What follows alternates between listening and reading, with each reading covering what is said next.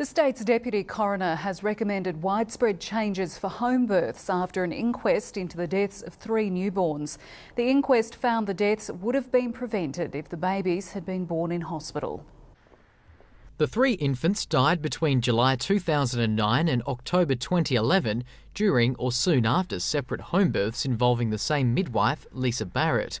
An inquest into their deaths only went ahead after a legal battle over when a baby is considered alive under the law.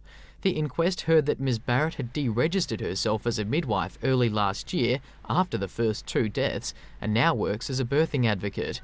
It was also told she'd been involved in the delivery of another baby which died in similar circumstances in Western Australia.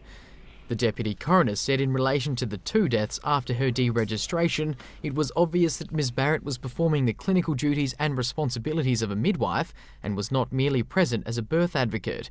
His recommendations include legislative changes making it an offence to practice midwifery without being registered under national law and forcing practitioners to notify the Health Department of planned home births. Mr Chappell also recommended the setting up of alternative birthing centres be considered and better education about the myths and risks associated with home births. The state government and the Health Department have promised to consider the recommendations.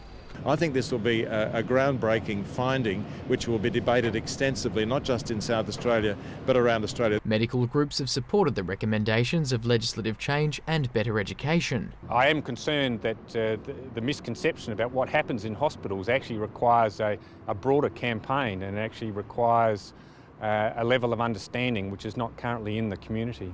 Lisa Barrett wasn't available to comment on the findings. Lucas Fonton, ABC News, Adelaide.